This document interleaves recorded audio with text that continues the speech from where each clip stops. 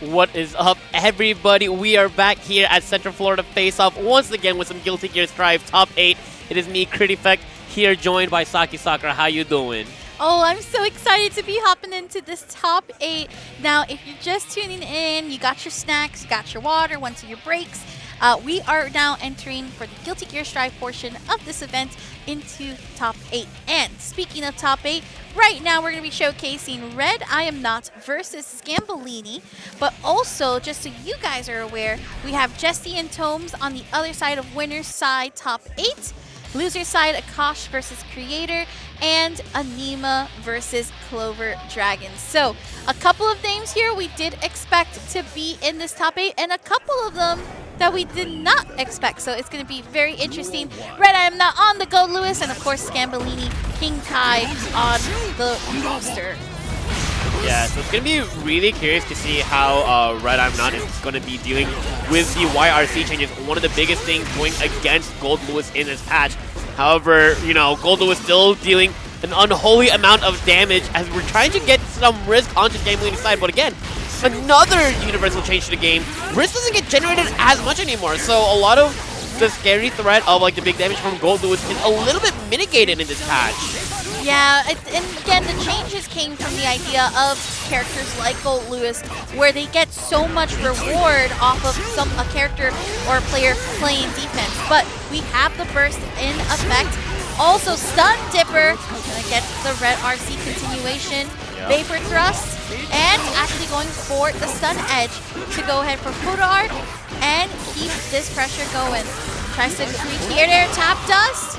Just in case, but we also have OTG to make sure that the kill happens. Absolutely, and I really like the way that Scambolini just kind of adjusted, especially for that routing ending with that start. Oh my god, the charged fireball. But oh no, Red is, you know, a little bit mad, dealing more than 50% onto that wall. So it's gonna be looking really nice. Burst positive, an extra bar on deck as well.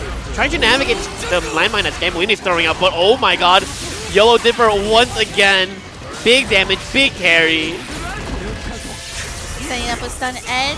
We got down with the system, and that was a button that was pressed. Now, actually chose to not dive all of the meter, and instead went for the pickup, the extension that comes right after. The immediate burst right away, understand, but pulling out the chain gun, stop that charge Stun Edge coming out from Scambolini. Get Kai closer and closer to this corner. Oh no!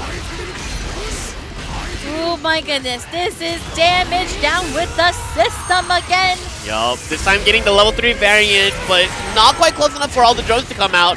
Doesn't matter as Scambolini doesn't have a lot of life to work with, and yeah, Behemoth Typhoon hits like a truck, and we are going into game 2 with Red up a point. Talk about also too how Go Lewis just does such a good job at really catching. If you're gonna do a walk back or a backdash, like you need to be out of range for that. So bar slash forcing the burst. And now that is a burst from Scambolini's side. Getting a 2P, but not quite close enough in order to follow up after it. But oh, falling into that charge Stun Edge, going to break the. But doesn't get the wall break, but doesn't matter. Still a lot of damage early on. Now we're finally onto the other side. Trade on far slash once again, so Scambolini can keep himself safe a little bit, but uh-oh. Love that 2P, because that is going to be able to be picked up.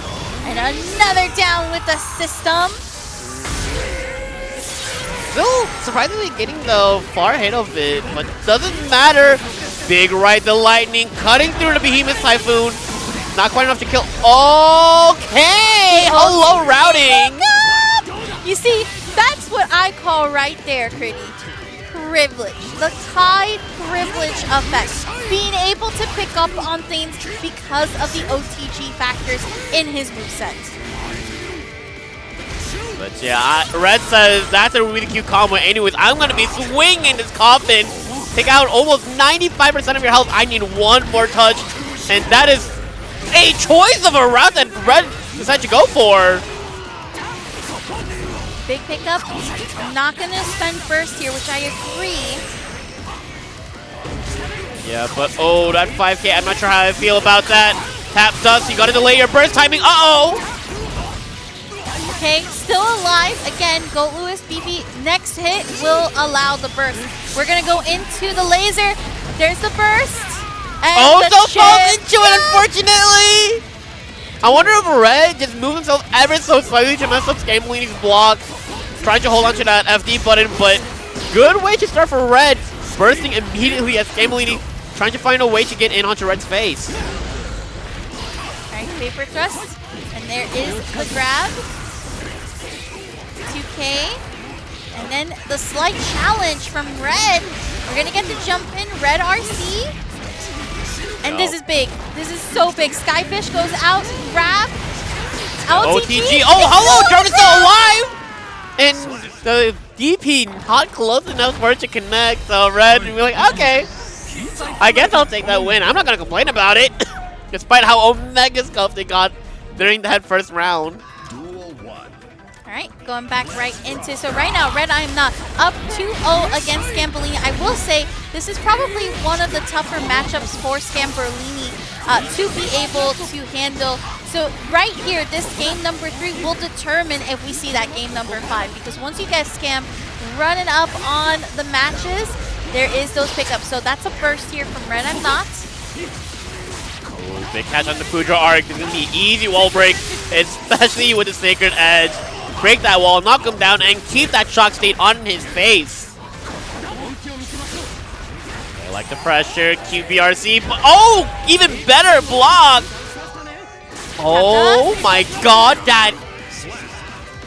I am surprised he still had time after that DP just to ensure the kill. But Scambolini finally looking really hot into the set. Player 2 follow up with, and goes ahead for the frame kills on the jump side. 2P, again, just blocks here from Red I'm not. We got the double. We're choosing to use the meter to get multiple Blagimic Typhoons. Oh my god. Yeah, good catch on that Fudra arc as Red is just starting to swing on his face. Good tap does. This should be death, and meter just to make sure. Oh my god, we are into match point right now. Red trying to secure this 3-0 to be in winners finals. Beautiful pickups. What a great eye for the distance.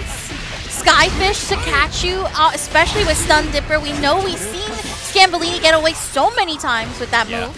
And especially, again, the new buff to Stun Dipper to make it a lot more consistent. Doesn't matter. Pulling out the chain gun, make him sleep for a minute, but oh my god. Sacred Edge starter. Keep it up, but oh, good match on Red's side. This could be it. Red I'm not has bar, goes ahead and lets the reset happen, and it happens! Okay, the drone coming in just in time, still gonna kill after all of that. So Red, not the cleanest of 3-0s, but a 3-0 nonetheless, as he now puts himself into winners finals. Yeah, Red I'm not, they are a very strong Goat Lewis player. I will say, look at that, yes. Alrighty. Yes. We know what the real like deal here, the real crime is that Scambolini will continue to ask for more buffs here for Kai. That's what Red I'm not has done. They have literally forced the hands and say, this is a character that's not good right now. Go ahead and buff Kai, which we don't want. We don't want that at all because both characters are just as crazy. But going back into it, so Scambolini and Red I'm not, very much a matchup that happens quite often, especially in top 8s that are here in the locals and of course online. What I really just want to highlight here from those matches is that talk about full control as a Goat Lewis player, and specifically for being so well, like I feel like most of the time Scam was on a layer 1, layer 2 level. Right. There was not very much of a back and forth like we saw with Creator, and that just goes to show you that Red I'm not is still in full control. Yeah, again, I think half of it is because of the threat of the character itself. You know, like Giovanna gets to play, has to play neutral a little bit more.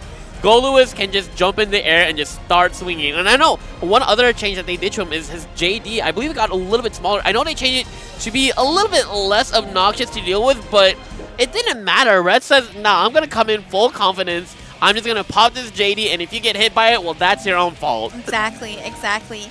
And now up next continuing with our top 8. So Red I'm Not's going to be heading to winners finals. Scambolini still in it for the top 8 on the side of the losers. What we will have is Jesse versus Tomes. Now, where Jesse was probably one of the biggest upsets against Anima, Tomes was just cruising into top 8 once going up against the Django's Nagoriyuki.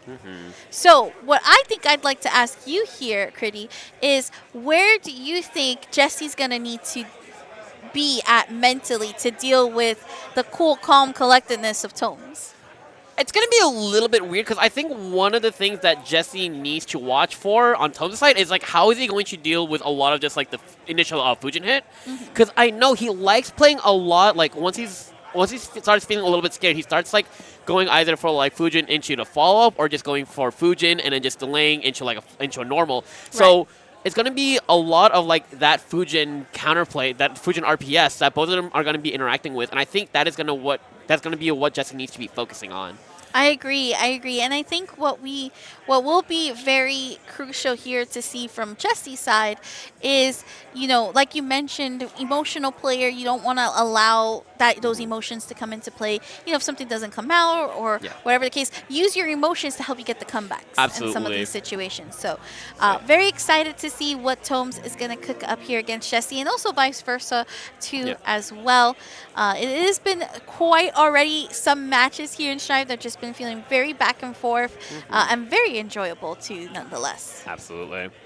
Now, when it comes to Anji and Giovanna, I will say that's a matchup that I think, well, number one of Anji's biggest weakness are grabs, right? Very successful to grabs. Of course, Satsuki no Haku is like literally, yes, you can go ahead and twirl all you want, but if you get grabbed, that's where it's going to be very dangerous. But also more than anything, Giovanna's strike throw game is one of those you can easily challenge with DPs. Yes.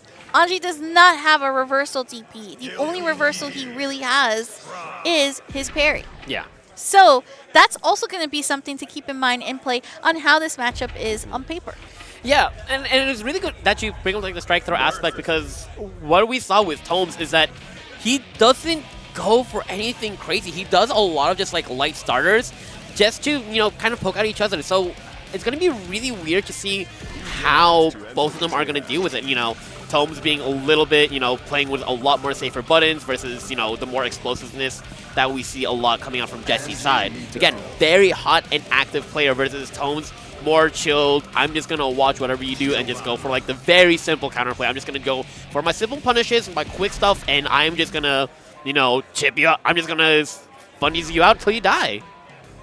All right, so it does look like we're going to go straight into the match. Once again, Jesse's on Anji Mito, Tomes is on Giovanna, and the winner of this will be facing Red I Am Not, which is going to be very exciting to see, because both of these players have been, once again, showing strength. What a call out. Went ahead and challenged the Tap Dust, and now we are seeing Rin and the pushback from it. Plus frames, just blocks, and that's a grab. Yeah, super delayed on that Fujin follow-up coming up from Jesse, so Tomes gonna just throw him right away. Throw for throw, my goodness. How many times are we gonna do it in the set alone? Oh my god, another throw. Oh wow, what a call out. Using Butterfly to go ahead and bait out the deflect shield. And that should be Jesse's match, except there's a pixel of health. Yep. Does find that fire slash touch, that's all he needed. Still kind of, both of these players kind of feeling uncomfortable playing around each other. Still trying to find that one tempo that they need to be playing at against each other. But with extra pressure from the fan toss, Jesse's in his zone, but good escape from Tomes. Ooh, big counter hit here from Tomes, who's going to get the enhanced special, and of course the wall break. Holding on to that meter as well, you know. On one hand, yeah, you're going to get it right away after that fire slash starter. Refresh the timer on that positive bonus, but once he wakes up, going to have that second bar. Gio, especially with that extra damage buff that she gets with every stock of meter, but oh no. Right, just blocks once again. Keeping Nagiha safe. There is that 2H you were talking about earlier, and it is quite a button. Now, this should actually prevent it. Oh, not high enough? That's crazy. Good deflect shield also tap does, but doesn't matter as Tomes gets the air-to-air, putting ourselves into round 3. Here's Midare. Going ahead and throwing out Butterfly once again. Backs away from the 5H. Close slash. Tried to call out the grab, but no whip punish. 6P from Jesse. Tomes representing the drill quick quite a bit, but no 6Ps coming out yet. Good pressure on top of that counter hit starter.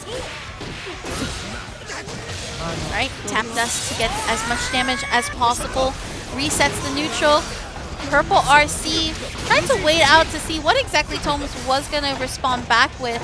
Backdash into Faultless Defense, but there's the grab to punish the attempt on the twirl. And what a blue RC. We're going to go for a hero burst here, and Jesse is believing. Going to try to go for it. Once again, the fake out, and the 2S! There we go. Yeah, Jesse definitely should pull something out, trying to do as many things, try and kind of, you know, put Tomes into like a really weird overstate of like, you know, so many things they have to worry out for.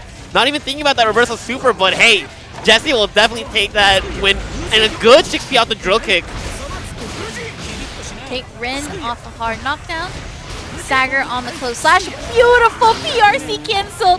Don't see many Anjis actually taking advantage of that early PRC cancel from Hop. But love to see that Jesse's definitely throwing it out. That is going to be a punish from the overdrive. Easy wall break as well. Tomes gets to kind of do whatever he wants right now. Starts off with that enhanced drill kick. Again, no 6P response from Jesse on either attempt.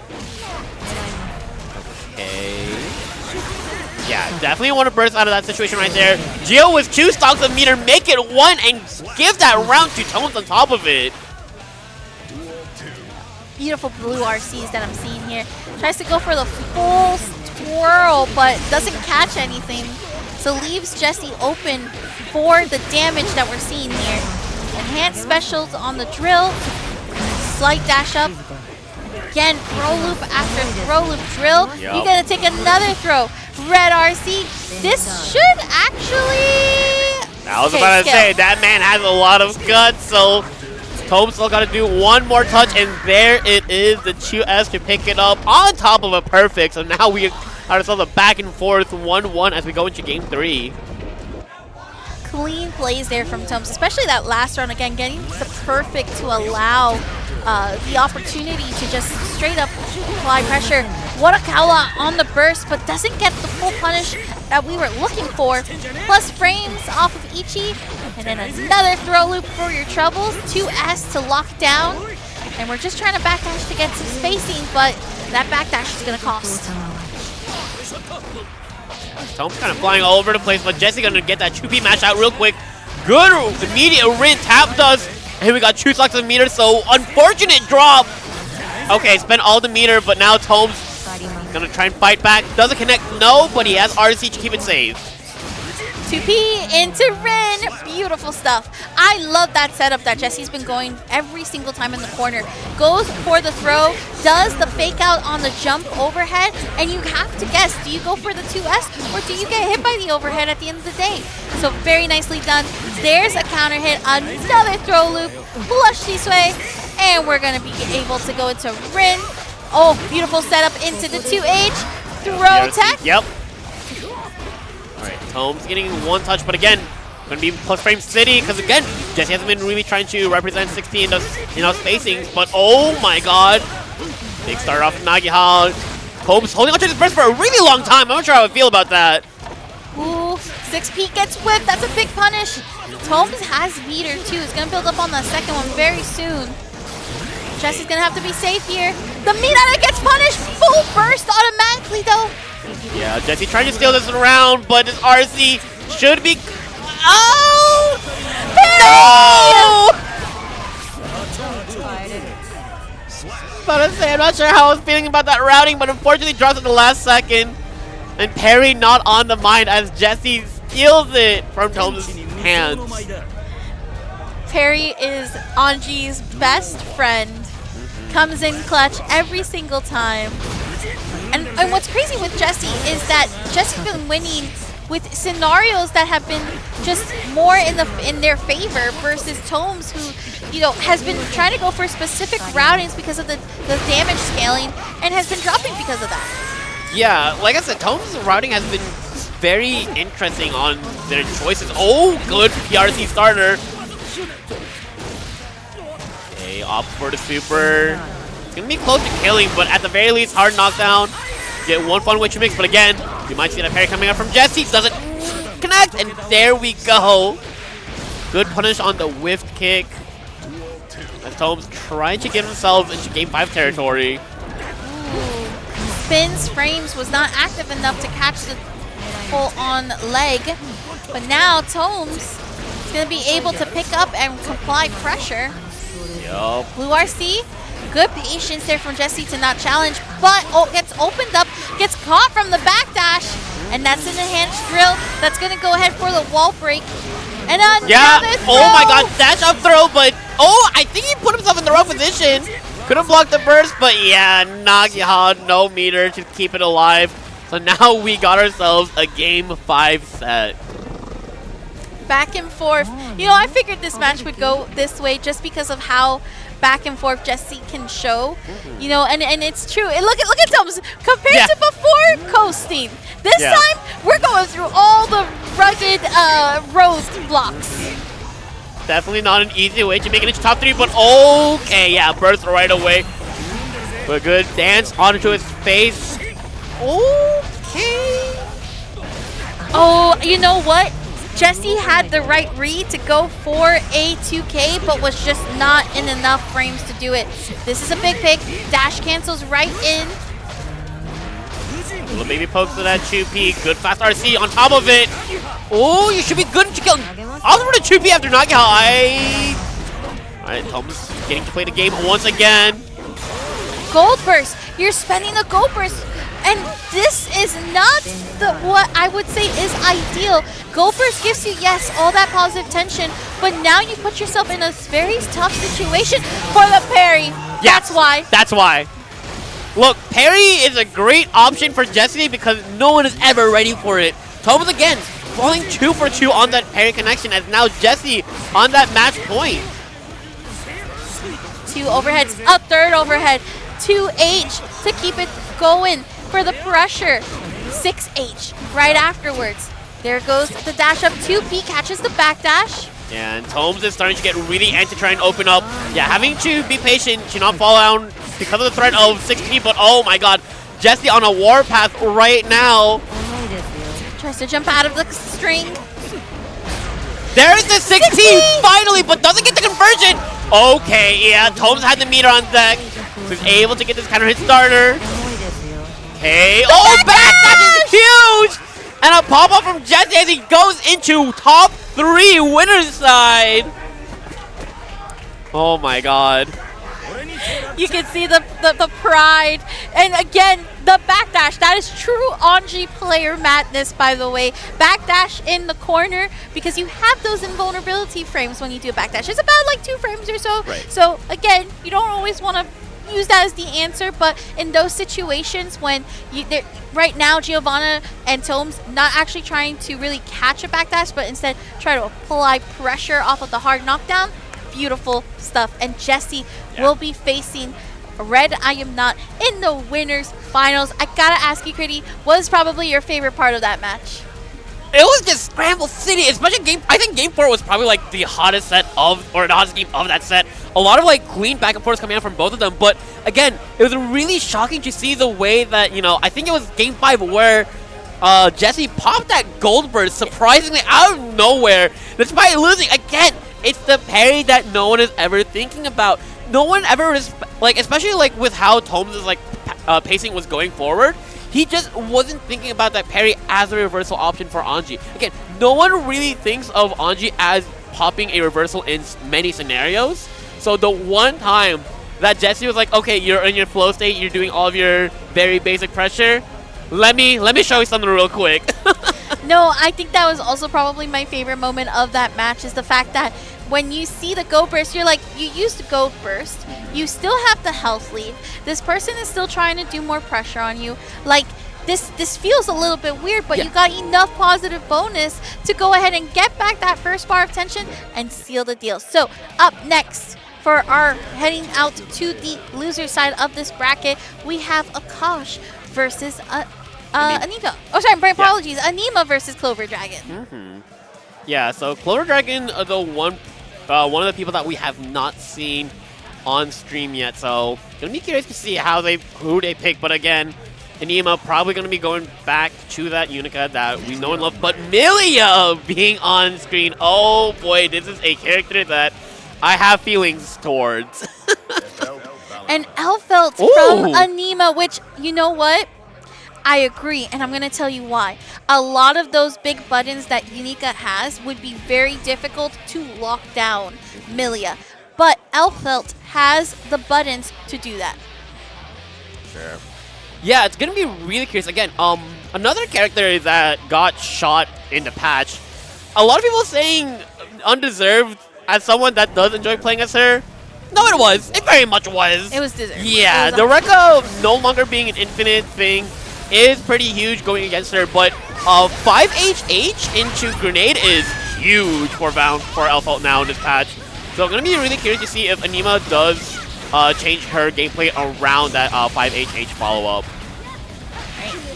6P from Clover Dragon. And look already at the health, and there's the throw, sets up disc. Yep. Easy money right there. Yeah, that's just Milia being Milia. Like, you gotta hold this 4A mix for real quick. Juggling, wow, super deep JH on the counter hit starter, but again, hold this mix, see what you can do about it. Oh my god, the BRC counter hit. Okay, there goes the far slash. Sets up this. And the instant Oh my god. Oh my god!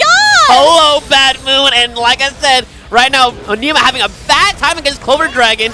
Trying to hold all of this mix. Oh my god, cute setup, but finally find the 6P to start off with. Okay, this is where Anima can get very scary. We have the Choco Bomb set up.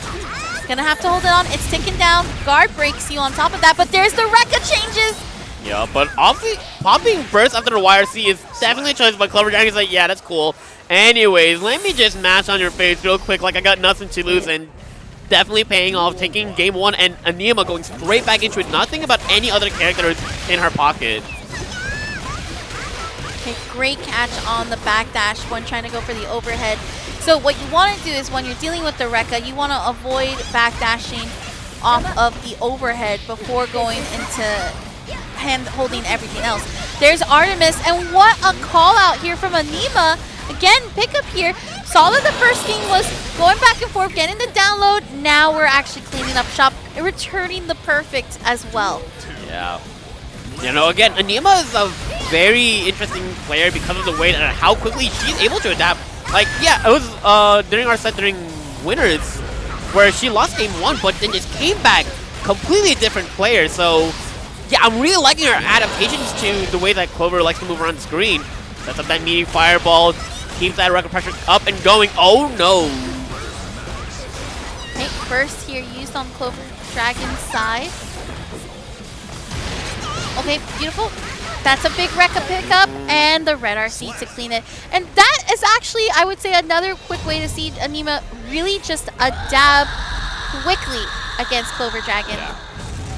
Yeah, it's crazy seeing like how comfortable Clover Dragon was playing in game one versus just how badly they got suffocated in game two. Like, it just goes to show like how amazing Anima's adaptations are.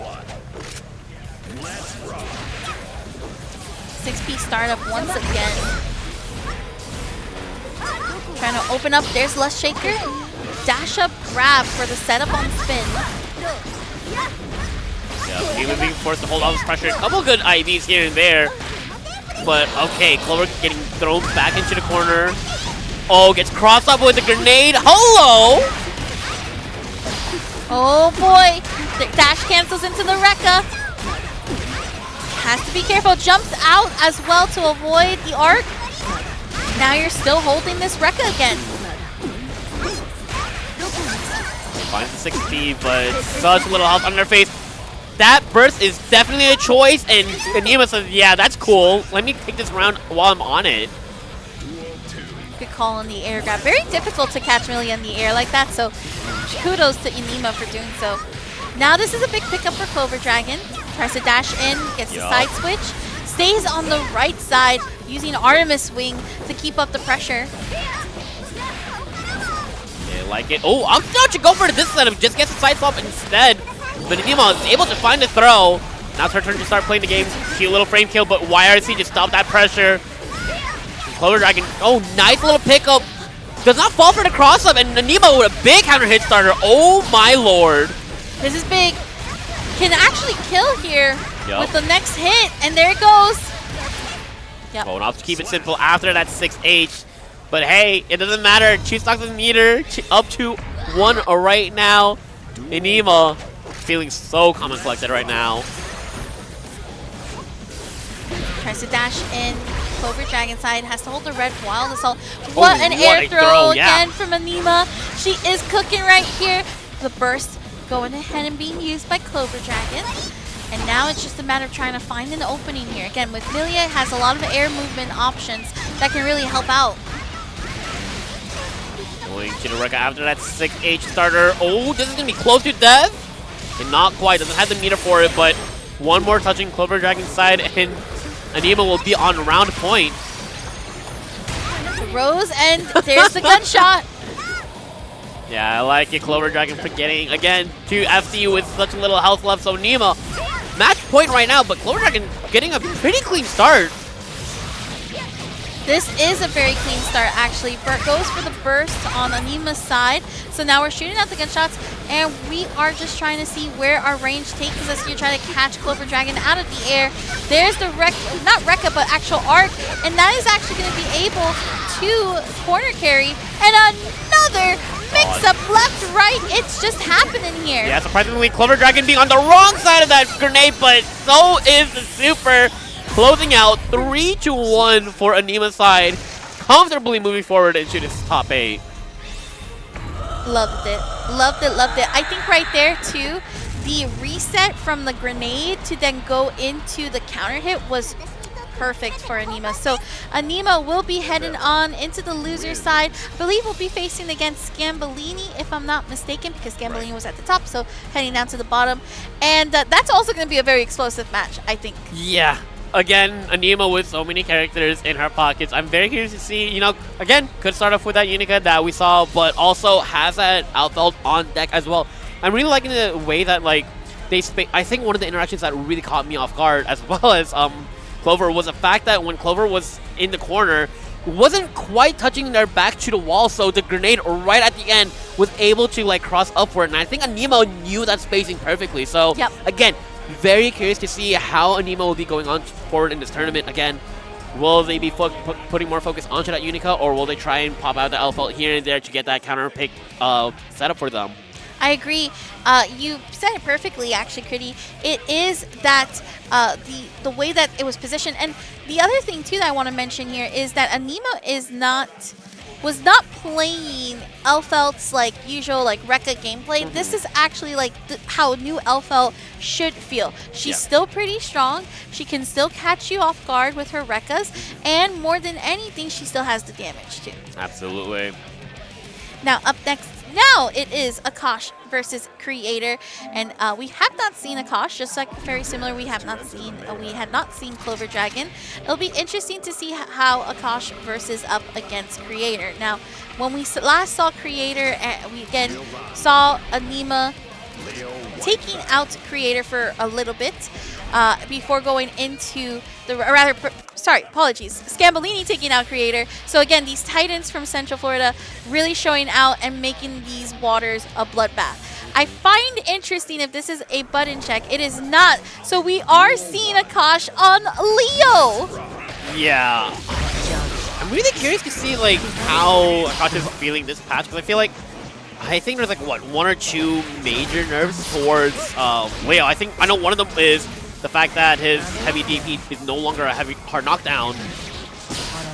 But yeah, doesn't really matter as Creator just kind of being in Akash's face, doing so many good things right now. Oh, doesn't quite get the full conversion, but counter hit starter is definitely going to be good enough to take this first round. very dominant fashion. Oh my god, that was a really fast round. Yes, Leo, as you mentioned, is one of the characters that I would say was not a winner of this patch, almost one of the losers for sure. So it will be interesting to see how Akash manages with these changes, especially with a player like Creator, who again has handled Giovanna very well throughout this entire bracket. And again, like, Creator has like that perfect blend of just good fundies as well as like recognizing their combo starters, but okay. Big overhead. Unfortunately, too far for the 2H to connect. And Akash trying to find one way to get in. Check for the burst, but there it is.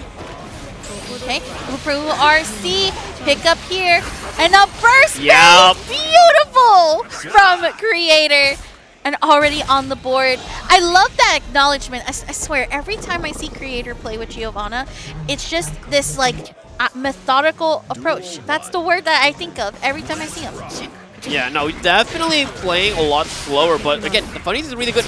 And I think especially with the way that Giovanna moves, you know, being more of a step dash rather than a running character, it kind of lends to Creator's slower, methodical playstyle. Okay, did try to go for the side switch, but Creator released the burst. Now it was 2D to follow up. Purple RC to get Drill. Oh, tries to play some silly shimmy games, but Creator does find a throw. Gosh, back into the corner, but okay, we have RC to keep it safe. That's all that matters. 5K to keep you in check. Another 5K. That button is so good, but you gotta be careful because again, 6P can come back to haunt ya. Yeah, but there's a counter hit starter. We're gonna have a second bar. Just gonna spend it super early on a pizza pie, and it's good enough. Akash taking that first round. Alright, signs of life showing here for Akash. There's the 2K. Forcing Creator to go for another burst here, so already early in the round. Gonna have to rebuild that bar. Yep. Another drill kick, but oh, this is gonna hurt really badly. Yeah, pop that burst. Good point to stop that pressure. And now we got some back turn shenanigans, but big 6P coming up from Creator. Gets Akash quite into the corner. There we go. One bar on deck for them. I do like the attempts to try to use that long kick to be able to reach, but Creator is not giving up here. That 6P though did come in handy. So dash cancels for the mix-up. You gotta block left, right. What we doing here? What we doing here? Left, right, up or down. I don't know where he's going, but he's still back there. Do we tap D in time? Good RC, and not even going for the throw, just a big close slash starter as Creator takes that round very emphatically right at the end. Great usage of meter in those moments. Goes for the dash cancels. Gets hit a couple of times with the 2K. Yup, and there's that heavy DP change I was talking about right at the start. Gonna be a little bit harder, but does put Creator back into the corner, especially with that spinning fire right there. Get that wall break. So much health on Akash's face right now. But just as quickly, Creator's trying to even it up. Purple RC, slight challenges here and there. Good backdash, not quite there. As Creator slowly putting Akash into the corner, especially with 2 stocks of meter on their face. This is really gonna hurt. One way to start it off. Akash with the full bar of burst. Oh my god, another beautiful first bait on Creator's side. He's really good at finding the timing of where people are trying to burst. You know, again, he was trying to go for that, start off with that 5K, decided to delay it a little bit before going to that 6H, and then RCing, calling out the timing. No, he knows where Akash wants, is like, you know, all the safe points for like a burst for most characters. But again, using that 6H to mess up the timing and then popping the RC. Such beautiful choice off for Creator sides. Yep, and like I mentioned, very good acknowledgement of what is available as far as resources go. And that's something that Creator really stands among everybody in this top 8. What a DP. Wasn't even trying to call out a frame, just said, let her rip. Yeah.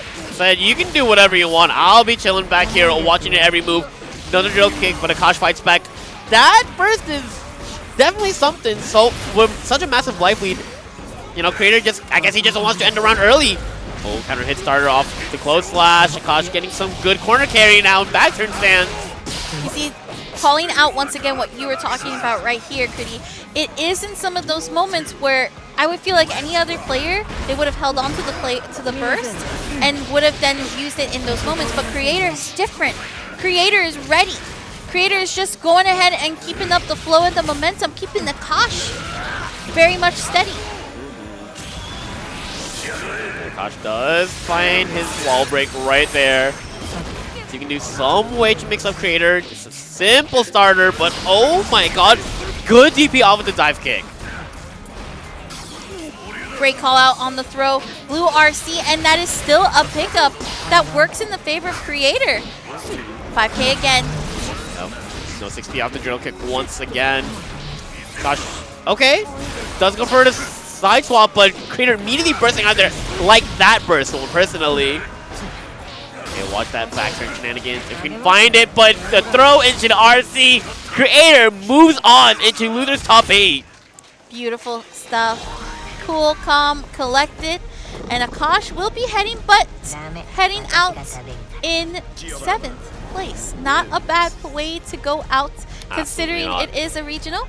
And of course, we'll be joining Clover Dragon in that 7th place. And congrats to Creator, who is still in this top 8 to go ahead and head into the losers quarterfinals. Now, this is where it's gonna keep getting spicier. We're not even halfway done, as we are just ready to see the more Titans of Central Florida just continue to face off. Absolutely. Yeah, like we said, losers is looking like a bloodbath, and it absolutely is right now, with Creator going to be fighting Tomes in losers side now versus, and we also have Scambolini and Anima on the other side of losers quarters. Again, such an explosive matchup that we have in top 6 of loser side, mind you. Not winner side, not top 4, not top 3, top 6 outside right there. So, oh man, ready for those fireworks. Most definitely. I think that if Anima can beat Scambolini, that is a huge win for her. Just because I think, if I'm not mistaken, Scambolini and Anima tend to go really back and forth, but it's usually Scam that gets the edge on some of the matches. And you know, once again, from what I've noticed from Scam is that a lot of those games, especially the first ones, very much like trying to download, but so does Anima do the same thing, right? So now these two going up against each other, very normal. They go up against each other quite often. So now it is a chance to see who will go into loser semis. Yeah. And again, very curious to see what Anima is going to be picking. She has so many characters in her pocket. Like I said, mostly known for that Unica now, but also has that Alfeld. And, you know, I doubt we'll see it, but does have that Ram just in case she needs it. Now, if noticing a bit on how these characters play, I would say Unica would be an interesting matchup spread for this. Oh my god. Yep. I know, I was like, wait a minute. I was almost like, oh, okay. No, Lucy, I understand. It's okay. I was like, look! Again, Anima very much willing to play the counter-picking war in this game. So I would not be surprised if she tried to pull out a Lucy. Not saying that I should make her do it, I'm just saying, of all the players in this top 8 to do it, she would be the most likely to pull it off. Alright, big pickups here. Goes for the grab. And then, gonna be able to get the low. Gold burst. The slide under the fireball. Oh my god, Anima looking super hot right now. Not any damage to her face right now. There we go, jump out of the charge stun edge. Oh, but it was 2 bars of meter. Yeah, we're gonna go for that quick kill. I just want to say, doesn't feel pretty good, right, Scam? To get stun dipper, doesn't feel pretty good, right? There you go. That's what you be doing sometimes. Wow, this is what I've been doing to people? That hurts. Okay, good put your arc on the shock stage. Scambolini trying to take his time, but good whiff punish on Anima's side. Any big knockdown. Oh, hello! Oh my goodness. That is another slide here. There goes the install. Big buttons overhead. Oh, yep. trying to oh burst my god. But, but a 5P starter puts Scambolini back into the corner and does find the wall break as well. So Anima looking super strong right now. What a Sure! miss. Why not? Doesn't get the pickup, unfortunately. But Scambolini with that RC on deck keeps that stun dipper safe. Okay, clear. And then there we go. Yep. Gets the full install right afterwards. Beautiful stuff. That was peak Unica gameplay. I remember when she first came out, it was one of those things where everybody was complaining about the big buttons that she has, but that was exactly how you need to be playing her. No fear, just straight up follow-up after follow-up. So look, she has a big weapon. You might as well be using all of it. Quick burst right away and does get the punish. Except it's bursted out, so Scambolini still keeping his turn alive. Nima trying to figure out a way how to get out of the corner. Slide, and then we're gonna keep it safe. Throws out the projectile, another slide for a pickup. Looks good, the enhanced projectile as well. Another overhead that Nima's landed. I'm not sure if she's ever missed an overhead at all from the time that we've been seeing her, but good stun dipper once again. Ooh, big DP starter, or big DP punish rather. Oh, Yup, great keep it alive. throw, air throw right there. Actually went for the throw on the ground, called out that Anima was going to go ahead for the counter hit, and then instant PRC to go for the air throw was a very nice call there from Scambolini. Big with punish off of the whiff.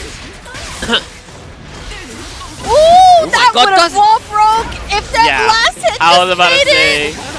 a little bit too low, unfortunately, as Scambolini going to put Anima back into the corner. Doesn't find a wall break of his own.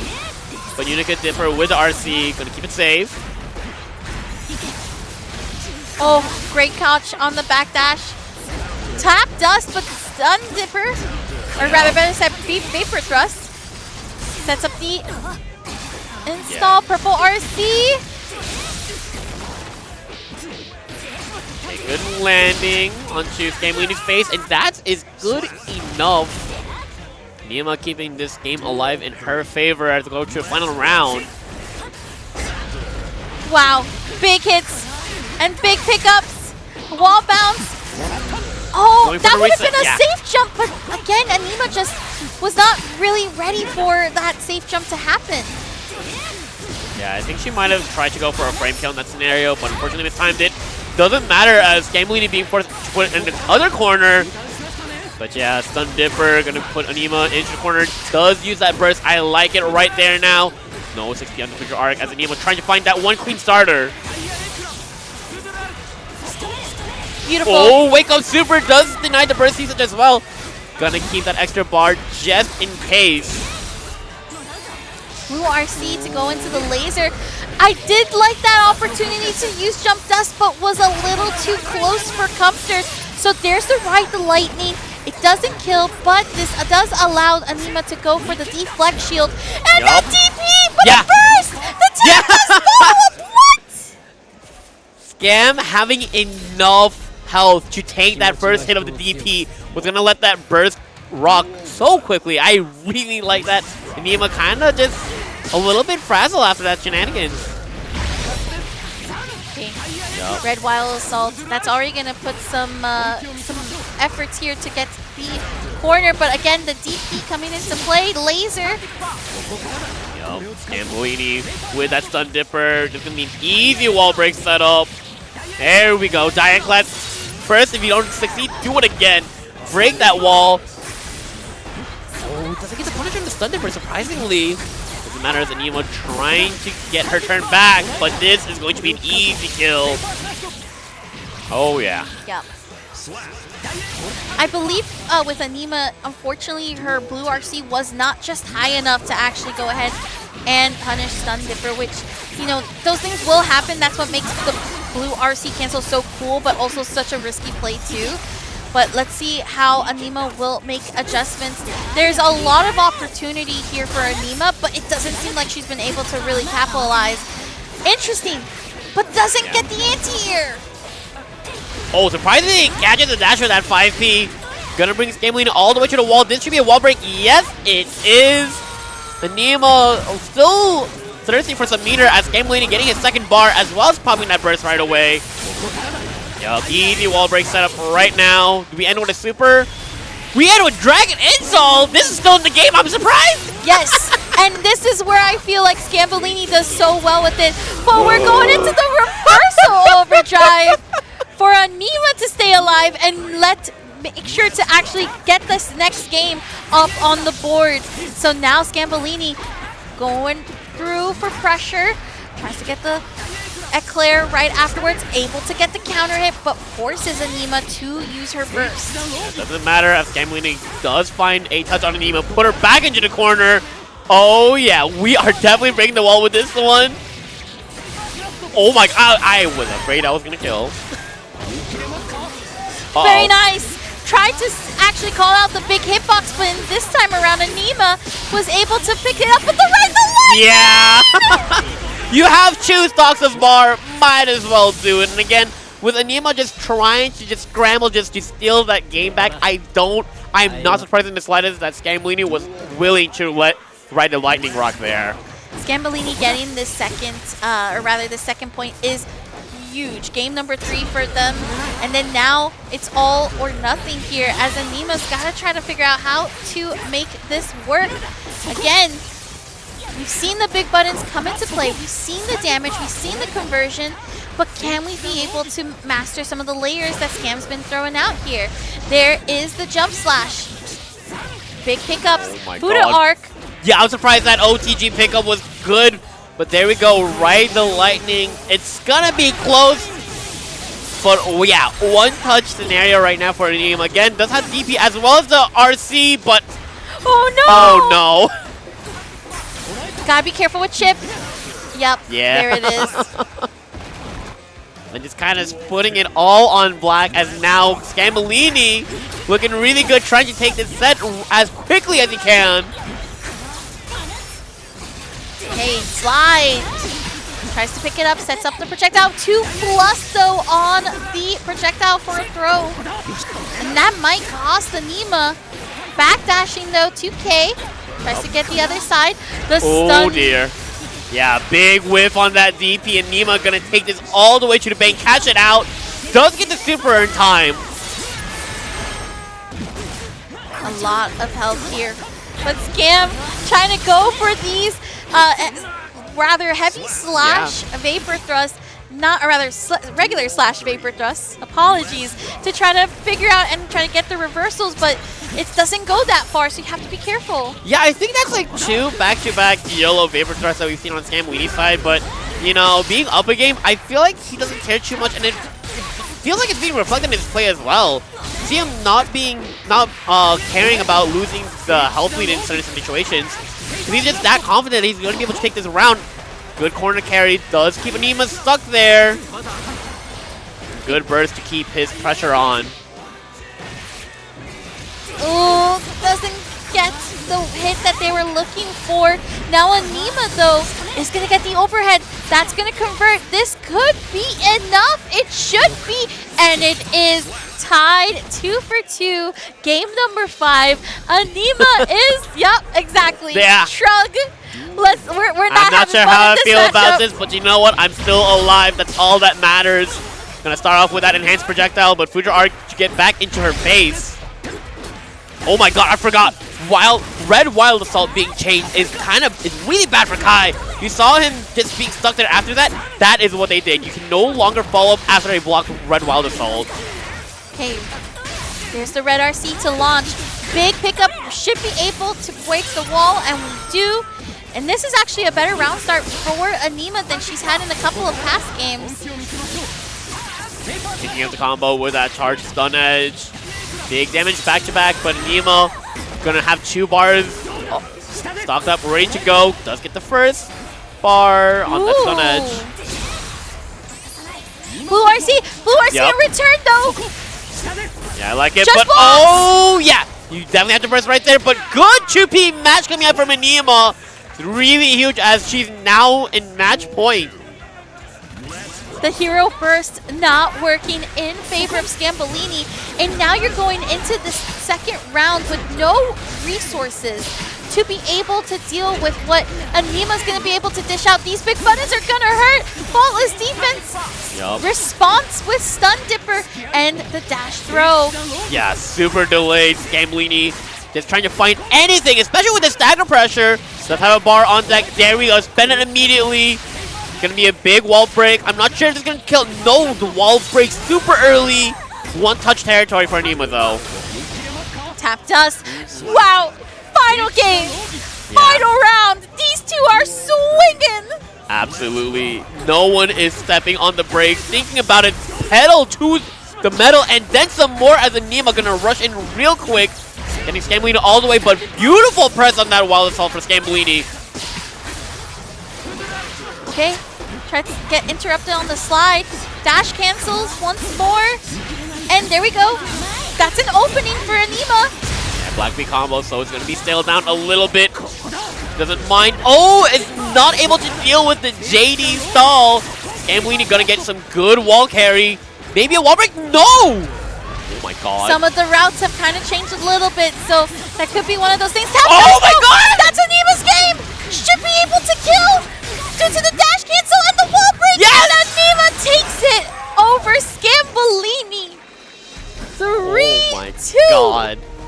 An absolutely slobber knocker right at the end. There's so many scramble situations coming out from both of them, especially with like how they were having to deal with like all their meter and bursts right there. Again, no one was slowing down in that final round. Everyone was just going at speeds no one should be playing at, because Lord, they were not thinking about taking a break right there. I was just going to say, if I'm not mistaken, I'll definitely check in a little bit, but I believe Scambolini was last year's winner, so Anima taking out last year's winner at Cffo was fantastic. But before we can go into any of that and we continue with our top 8, here is a heads up, we're going into a break. So don't go anywhere, grab your snacks, grab your drinks, and make sure you come back for some more Guilty Gear Strive at here's Central Florida Face Off.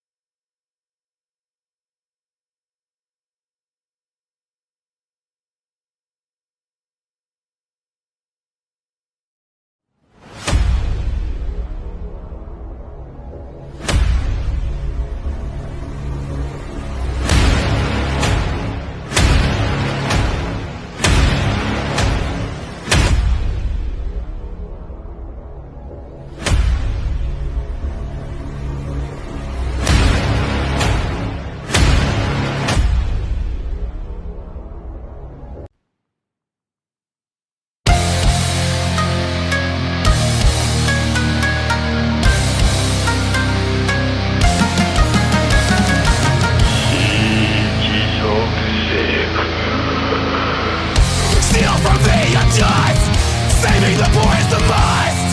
What we do is just things like those we feed. We're never tempted by greed. We say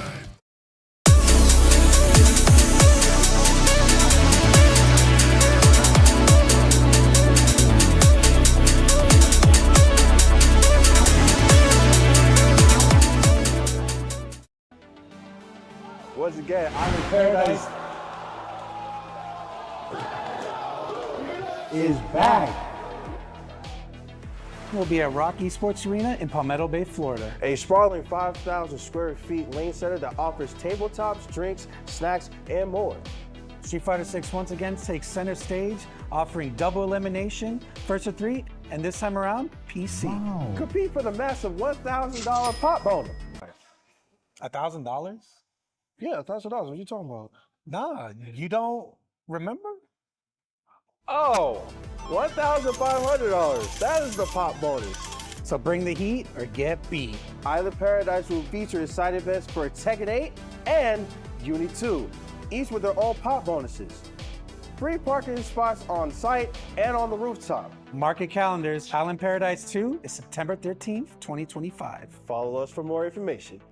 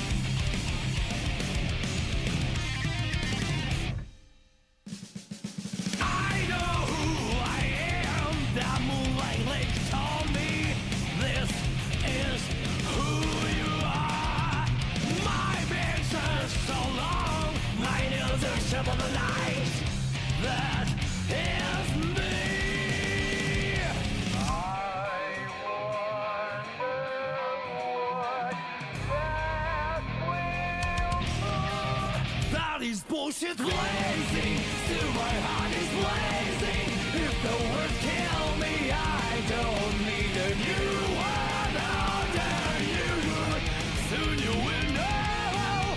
We already know the smell of the game.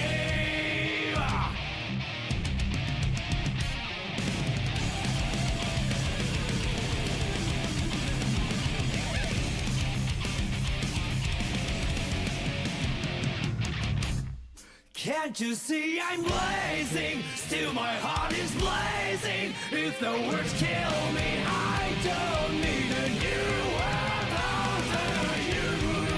My time is my word. Your words will never let me disappear. That is bullshit blazing. Still my heart is blazing. If the words kill me, I don't need a new word over you. Soon you will know. We already know the smell of the, know the smell of the, know the smell of the, know the smell of the game.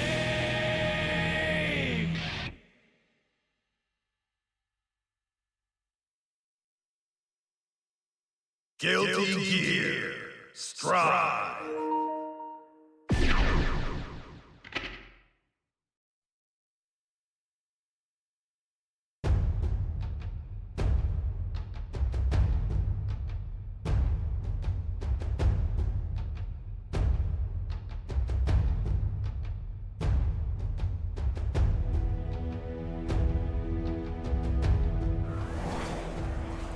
Welcome back, everyone, to Cffo here 2025. I am Saki Sakura here with Critty Effect, and we are continuing into our winners side top 8. We're about to be pretty much locking it down into top 4 very, very soon, but we still have one more loser side match that we have to get through to see what happens. After a very explosive match between Anima and Scambolini, Critty, who do we have up next? Yeah, we are going to be getting Tomes versus Creator, the only mirror match that we're going to be seeing tonight. So, going to be very interesting to see how Tomes is going to be dealing with, you know, the more funny side, but also very optimal routing that Creator has been showing compared to the two of these players. Again, very curious because they do have a very similar playstyle, playing more of like that footsies and shimmy style, but again, Creator being a lot more explosive with his routing and getting a more feel for, like, you know, player habits and willing to be more of like a quote-unquote like disrespect being interface type of playstyle. I agree. So one thing that, well, first and foremost, the first mirror match of, I feel like, the entire stream, right? Now, more than anything, what I think is going to be really interesting to see is, like you mentioned, Creator is very much more of an aggressive Giovanna, whereas Tomes is kind of just autopilot, like we talked a little bit about earlier. So it's going to be a very interesting case to see how Tomes deals with Creator's Giovanna that, like we just mentioned, aggressive. Look, already with 10% of health already on the line, and that is perfect. Yeah, again, Creator's like just a lot more confident with his playstyle compared to Tomes. It feels like that. Hello! Oh. Yeah, he definitely needs a break now. Calm down. So it does seem like there is a button check that needed to be done, and it seems like it's on the side of Tomes. Now we are going to wait to hear what's the ruling on this, but it is a bit of a not so good feeling when someone does that. So I get it. I get it. But TOs will be hopping over just to check in and double checking what's the ruling here. But what an interesting after effect.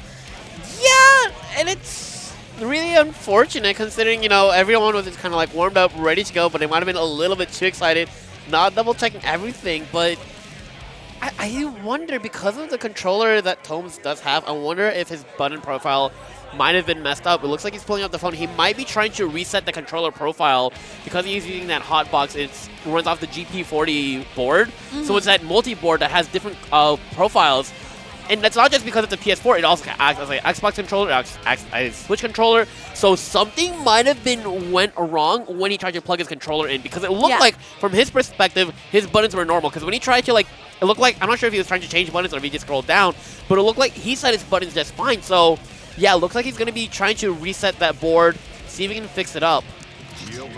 May I just mention, by the way, Criti, that you should be like a breakdown analyst of controllers. That was amazing. When a controller like goes through something, that was perfect. 10 out of 10. I gotta give you that one. 10 out of 10. So we did have an update from our TOs in production. So it is going to be Creator who is taking that first game.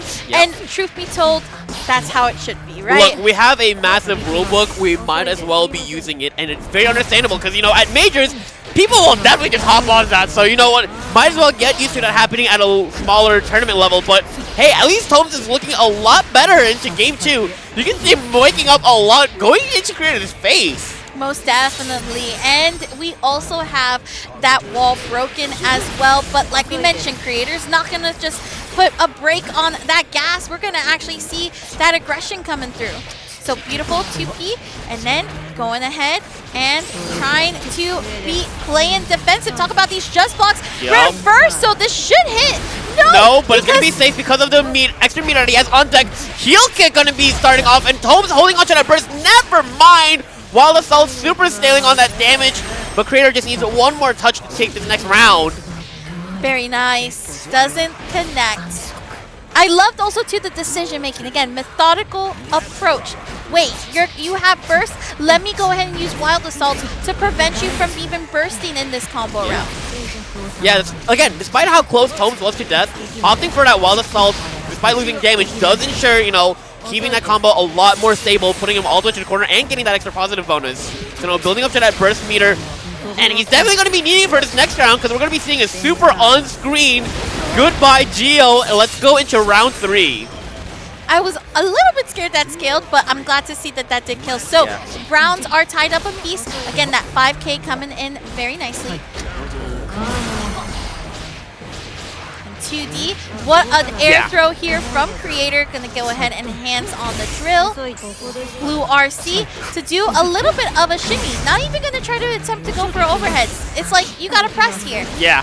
No, he's starting to respect Creator a little bit too much. Another air throw coming out from Creator's side. Enhanced drill, and the throw is more than enough, but hey, he had meter on deck, so it didn't even matter. The moment he got that throw, it was sealed. We are going into game 3. All right, up 2-0 right now is Creator. And going pretty much the way we had talked about it, right? Creator being that more aggressive Giovanna, Tomes being more of, okay, I got my combos, I got my routes, but I'm not winning this neutral that Creator seems to dominate every single time. Like, even the few times that Tomes does win neutral, his combos are a lot shorter, and he's throwing out a lot of damage on the table. That being said, he does get his corner carry, ending off with a super, so that is something, but Creator has 2 stocks of meter on deck. Not only is that just good for a lot of pressure in general, Geo literally has a built-in mechanic where she wants to have extra meter for some extra damage. Right. Defense in galore. There's the double jump after the blue RC. Now we see Creator here in this corner with a little bit of a health deficit, but we're going to even that up real quick. Enhanced drill, blue RC to try to go for the low, but the 2P from Tomes, and that should be enough. Burst! Oh my god!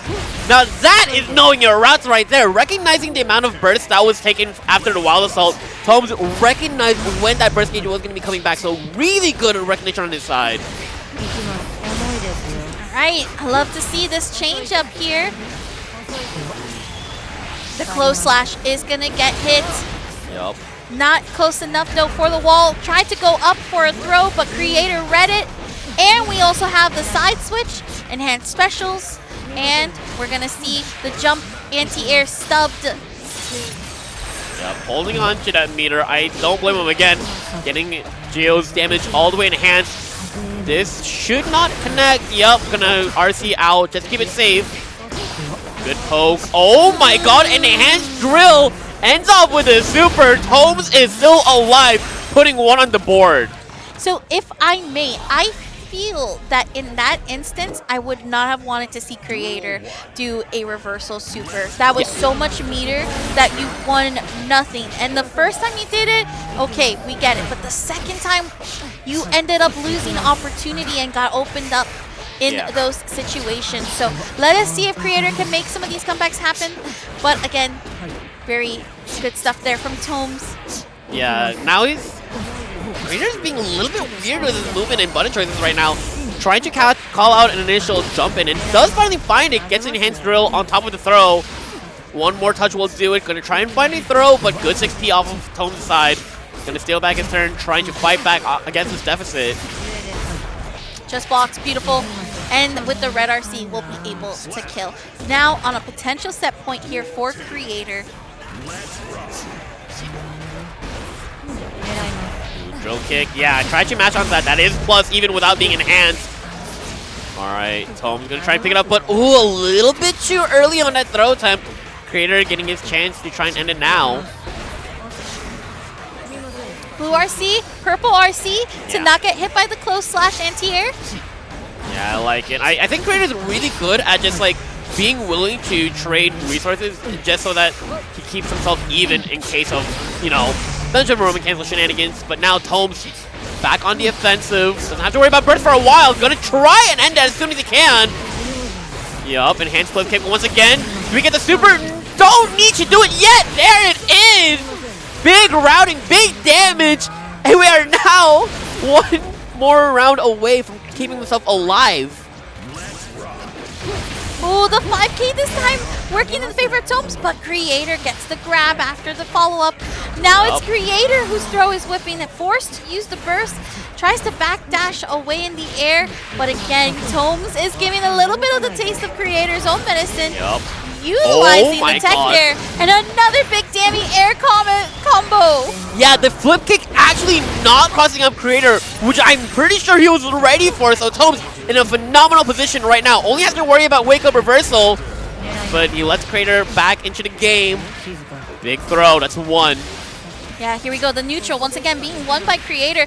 The blue RC, and I like that. Tried to burst out, or rather burst bait, but now the burst happened, and we don't have to worry about it. And it lands 2-2. Oh my god, the crowd is feeling alive. I'm not sure who's more excited right now, Tomes or everyone else, but we are now in a Game 5 set, despite the controller shenanigans that we had in the beginning. The 6P able to catch Creator off guard.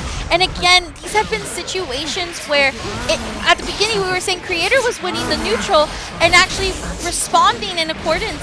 But it's been Tomes that's been also just responding as quickly. And it's been back and forth. This is a big damage here. We got the throw. We're doing purple RC to get the wall bounce and the extra. Yeah, I think he was a little bit scared of that throw whiffing, so that's why we started PRC instead of the red RC. That being said, Tomes still looking pretty he was looking pretty good, but this is going to be a very easy kill for Creator, putting himself in set point right now. Alright. Now, once again, on that set point, like you said, tries to challenge the 2P, 2K. Again, another 2K, 2D to follow up, just blocks. Yup. No 6P on the up-close drill kick. Creator finds his first throw. Ooh, another throw here. Some Tomes has to be careful. Go burst has been blocked. That is a huge resource that's no longer there. Blue RC and the final hitboxes. But we have a 6P. The grab from Tomes to get the air flip. The backdash. Close slash to keep it going. Oh, this is huge. We have bar as well too. Big burst coming out from Creator. Start with the drill kick, but no RC. You need to find something quick. Oh no! And Creator taking it 3-2. Very much stressed. This was a stressful match for Creator. What probably he felt should have been a much smoother run was not as smooth as he had expected, especially after the controller shenanigans like you mentioned. Yeah, no, it's crazy because it felt like, you know, in the beginning of the set, Tomes was being, again, a lot more slower, which is what we're very much used to seeing from him. So seeing him turning up the gas and just playing a lot more aggressive, I'm pretty sure even by his standards, it was very phenomenal to see the way that he adjusted his playstyle. Yes. Now, the crowd is actually chanting right behind us as they make way for Jesse to come back onto the stream setup, as we will see Jesse versus Red I Am Not. Now, Critty, I have to ask you this one because you put me on Jesse's game. You told me a little bit about him beforehand. We have Red I'm Not, one of the best Gold Lewises just in general here in NA, but also truly one of the titans here for Central Florida. What do you think about this matchup? Hell.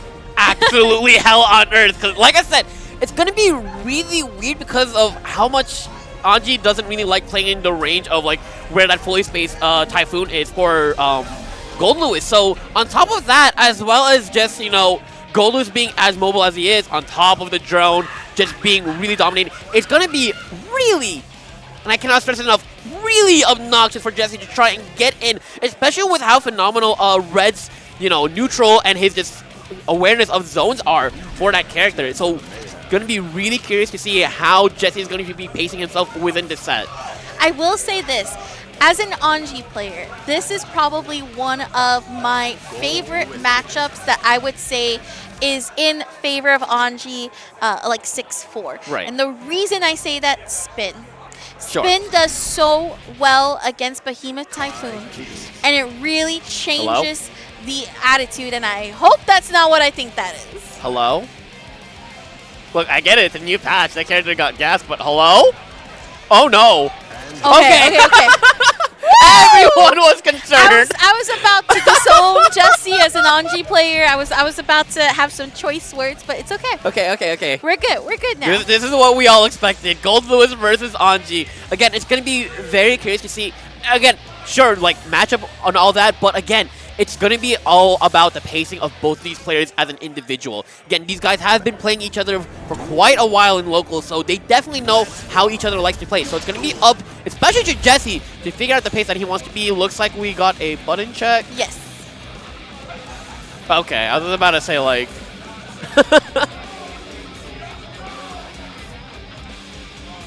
So yeah, it does Okay. seem to be that it is a button check, which is good.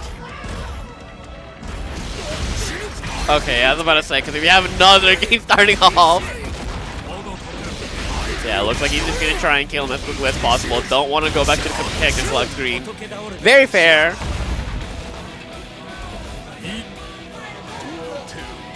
Does it take you all the way to character select screen when you do that? If you go from the menu, yes. You have to go character select, get your ports. Oh no, this is a legit game, I think. No. Okay, no. You're right. This looks like they're... I'm very confused as a commentator. This is... Yeah, I was about to say. Now I feel like I guessed with myself, because like, what is going on? Okay. No, this is a legit... This feels like a legit game. All right, let's watch it around counter.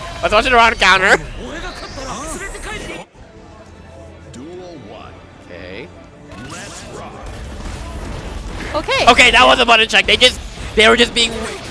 No, they did... That seems to be a real game, so that is going to put Red I'm Not... You're joking! No way! And let's see if Jesse can go ahead and do so. There was that spin like we mentioned, but doesn't get the close slash, which is so strange because that's one of the easiest confirms that you can do as Anji. Midare comes right out, but gets grabbed during the Fujin follow-up. Fine right now, trying to hold all this gold pressure right now. Oh, big burst block. This is going to be an easy kill for Red. So I will tell you this, Critty. I'm intrigued, but I'm also concerned. We are seeing Jesse play very sloppily compared to some of the other matches that we last saw him in. So it's interesting to see that right now, who's playing the most clean is Red I'm Not. Yeah, again, like I mentioned in one of the earlier sets, very emotional player. So starting off with a controller issue like that, that's gonna do miles towards your mental. Okay, good punish starter. Okay, safe jump from the heavy slash. Gets the butterfly out. Has to be mindful. Down with the system can happen, especially after a gap within Fujin. Yup. 2H! Yeah. That's exactly why I did not like the change, but there's the Skyfish to finish out. 2H was slower. I remember telling you this because, yes, it can be used as a meaty, but it still can be a move punish by the reversals. Yeah. It's looking really rough for Jesse right now. And needs to try and find a way to speed up, but Minari getting actually smacked right at the very end. As Red just throwing out Typhoons left, right, and center. At this point, I've lost count of how much health has been lost off of Chip alone. As Red trying to clean up this round, check the burst, and we're fine.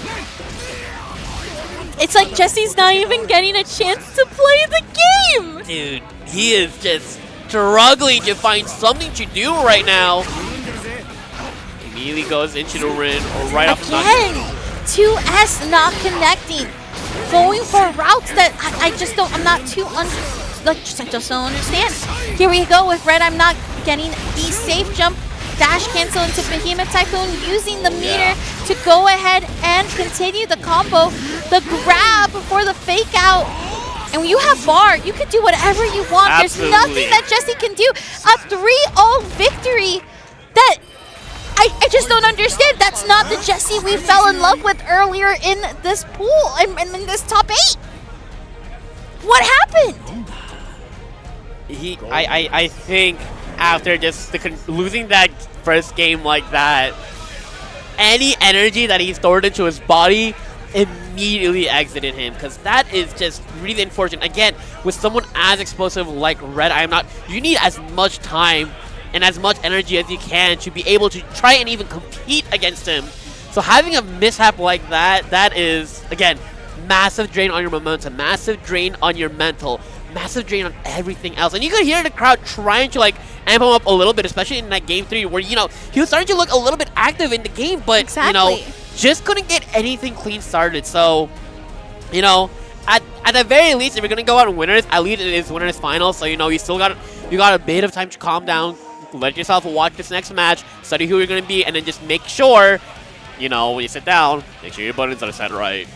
I agree. I definitely hope that some of these players are actually going ahead and checking all their buttons and everything, because, while it's understandable that a first game like that can be mental and can definitely dampen some of the vibes, it just doesn't make sense. And like I mentioned to you, such a great Anji player playing sloppily like that against Red I'm Now, who's again playing a character that is, yes, very strong, but is one of Anji's matchups. We'll have to see how that recuperates. But we have now one match that has been fated to happen, and is Creator versus Anima.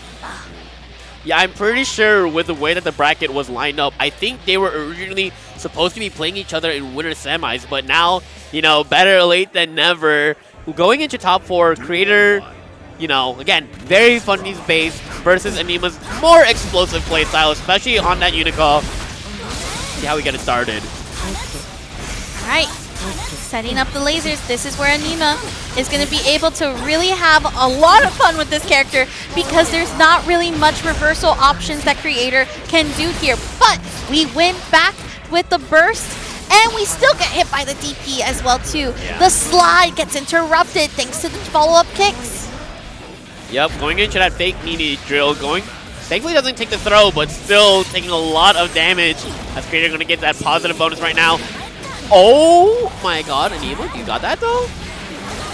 Okay, interesting usage of burst after the YRC. Yeah, I think Anima just wanted to stay as close to Creator as possible, which is very understandable with how much pushback YRC has now. And yep, definitely paying off. Very much worthwhile base burst for Anima as she takes that first round.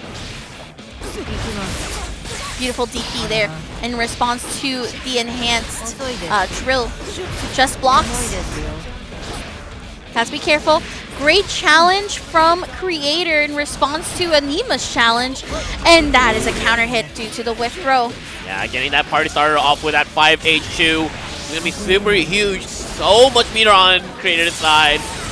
Going to have that extra stock of meter as he gets to do whatever he feels like, especially with that slow movement JP. Going to even it up. Going to have burst online immediately for this third round.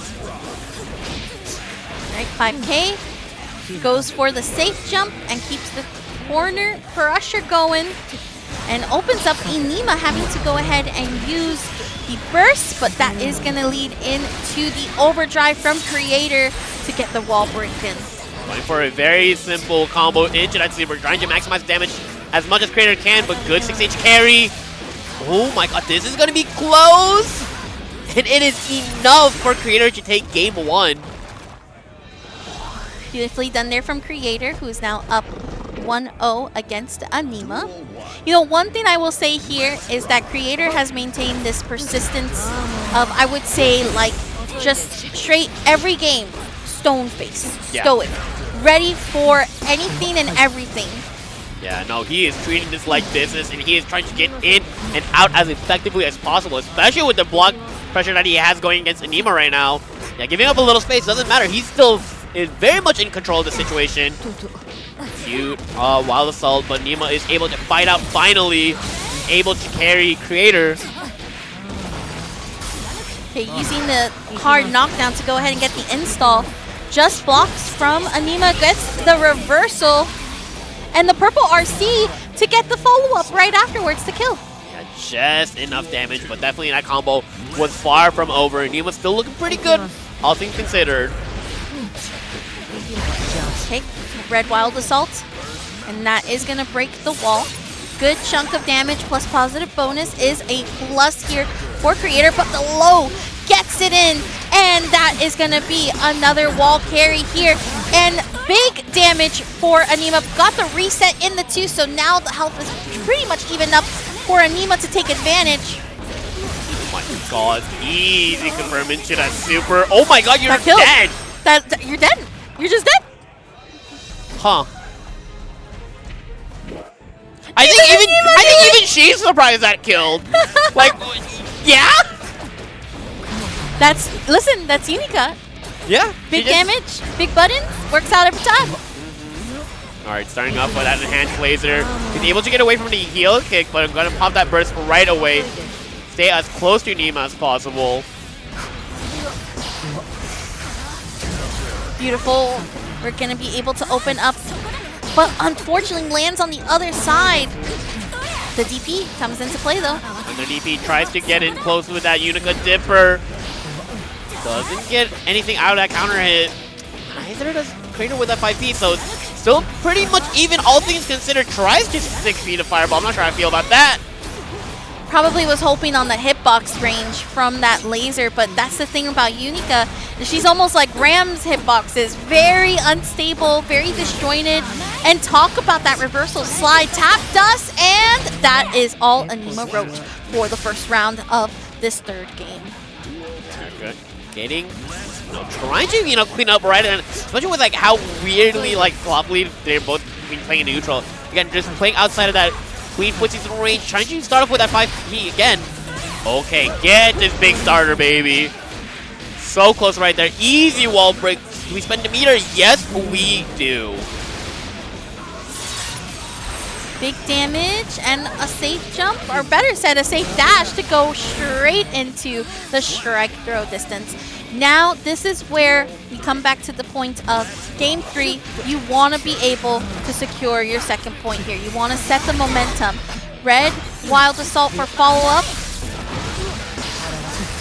Keeps up the pressure with that Fireball. Runs up, gets the throw. There's the Unica slide. Dipper, yep. Oh my god, this...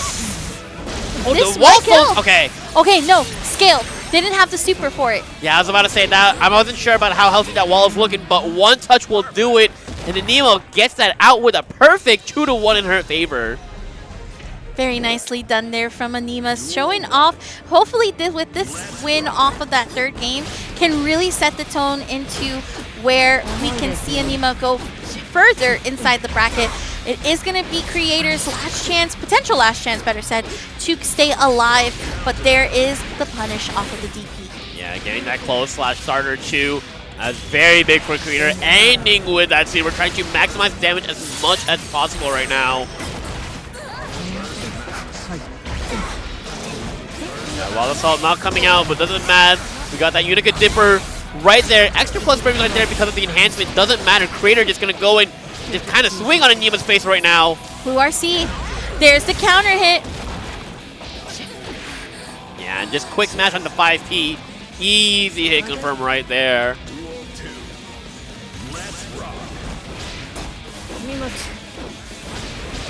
Right, Slight dashes in, just blocks to try to mitigate the distance. Goes for air to airs, but it is Creator who's able to take out a button. Not gonna get the full hit confirmed, but we got the strike throw. Keeping it nice and simple. Don't need to overcomplicate it right now. 6P starter does block the burst. This is huge. Absolutely spend that meter.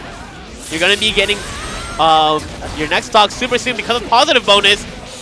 There we go. Just imagine out. I think Anima was trying to look for a backdash out or scared of a potential throw, but Creator just willing to mash on her face. So we go into this game 5. Again, brakes are not going to be pumped anytime soon. I love that we're seeing Creator note that Anima's trying to go for a backdash. She gets a gold burst. Huge for the positive bonus, but the reversal counter hits for Creator allow a positive bonus for him, and on top of that gets a safe jump or a safe setup after this wall break. Be a little bit scary. Pops the first stack of Anima's meter. Creator is about to get his own stack. Immediately spends it right away. Anima going to be pushing that whip very cleanly, and a counter hit starter for her too. Oh my god! She really went! She's doing it! Oh my gosh! Do you have the combos, Anima? She does! No, she dropped the ender, but it's still good! Like, all that matters is we got our Super Saiyan transformation. Anima getting onto that positive bonus. Doesn't matter as Creator is going to be taking control. Positive is going to be refreshed for the gold burst. Oh my god! Anima, what are you on? Are you kidding me? Amazing. Absolute cinema right there from Anima as she's going ahead on a potential set point. Creator needs to win this next round to stay alive in the top 8. Okay, mashing that 5P right away. Get off of me. I want control, especially with that drill kick right afterwards. Trying to find her opening. The Creator gonna burst right away. Oh, 2P started on the counter hit, so getting that extra damage into that 2D. There we go. Big damage, big carry. Oh Huge. my god. Dash cancels. Does get hit, was pressing the button right afterwards, and because of the Roman cancel slowing down the time, gotta be careful here. There's a meter to work with for Creator. Tries to challenge, loses the clash thanks to the projectile follow-up. But the throw, this is huge. Anima, one more hit. Projectile goes out. Yeah, Red Milestone, deflect shield from Creator. Resources exhausted right now. Oh, unfortunately falls out of the far slash shoot, but doesn't get that enhanced drill kick. We do have meter, so this is gonna be a very easy kill as we go into our final round of the set. It is back and forth. Both of them big counter hit though from the jump slash.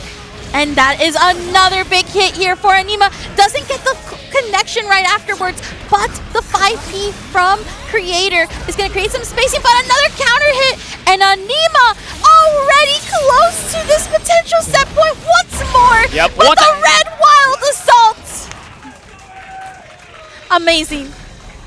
Congratulations to Anima, who continues this path forward to face Jessie and has entered within the top 3 range. Amazing stuff. Shouting out Shadow, absolutely the spirit animal for Anima. That was insane. That is one hell of a way to finish off the set. What do you mean? You just swing for the fences and then some more and you do that to him. Amazing. Oh my goodness. Out of all of that match, all I have to say is that is the one time I've seen Unica been able to install and actually officially do combos. While it was not the cleanest because there were a couple of drops, we still were able to see that, and it was so good. Such a treat. Yeah, Such a treat. I think she was definitely feeling herself. I think that's just like the one of the confidence booster that she definitely needed, just to know, trying to clean herself up, but also keep herself hyped, super amped up because of the way that Creator was starting to climb back here and there, and especially saw that as he forced that final round scenario in Game 5. So trying to keep that momentum up and building yourself up. Sometimes you just gotta put a little bit of flash on it. Tell them how it is right now. But now we are so close to wrapping up this bracket. Losers finals with Jessie versus Anima. All right, so I'm hoping we can see, again, some of that clean Jessie play that we saw earlier before. Now, what's really interesting about Jessie here is, again, we have the L-Felt this time from Anima, and I agree. Why? Remember what we talked about. Big buttons means perfect opportunity for Anji to go ahead and spin right through. With L-Felt, it is a lot harder within this matchup. Coming in quick with that 2H slide, but that gunshot is going to be spun right through Jessie. Like I said, no more controller issues this time. He is calm, prepared, and making sure everything is working in order. It looks so good right now. Finally gets that throw at the end of all of that pressure, and it keeps Anima stuck in the corner. Yes, this is exactly the type of Anji play I was hoping for. We have the Choco Bomb set up, though. Gonna take your time with it. We do get the immediate close edge starter, so we're gonna pop that bomb early with the Rekka series. Another one! Has to be careful. Yep. You have to be careful because either explosions or Rekka sets can explode that bomb fest early. Pop sets, hero burst. Let's see if we can make it work. And that right there is what makes L-Felt still so dangerous. She can still do that full charge move from full screen, but if she has a meter, she can bait you out, and that's what we just saw there. So Jessie's once again starting round start with spin and getting corner pressure, but we still are not seeing those connections. Gets hit by the grenade as a response from Ichi. Yeah, no, that is a great way to do it because of how big of a gap that is before that fan starts to go on your feet. Good escape, but Jessie with a better throw. I like the burst idea. Let's try and end it early. I don't want to give him a chance to come back in game 3. I like the idea with the purple RC into 2S, but because L-Felt is in the air when she throws out that grenade setup, it is something I'd be mindful of. And the low able to be launched because of the Choco Bomb setup, and we're going to make sure we go for full baby metal. Yeah, absolutely. Let's just end out this first game in style. Scream on him. Spit your words, my queen, as we go into game 2 right now. All right. Tries to go dash up 2P. 2S to follow up right afterwards.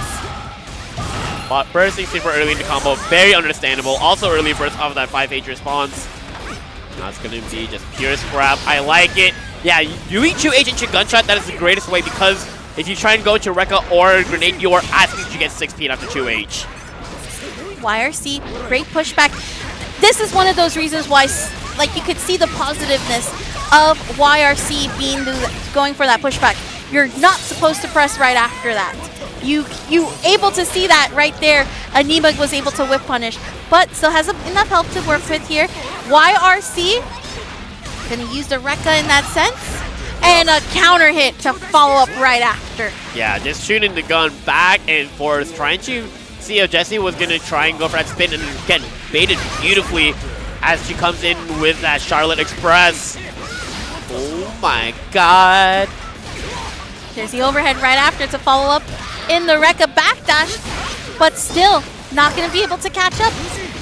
There's the Rin right afterwards for the hard knockdown, 2P. And a 2P in response. There's a burst from Jessie, though, to try to keep the Oh my god!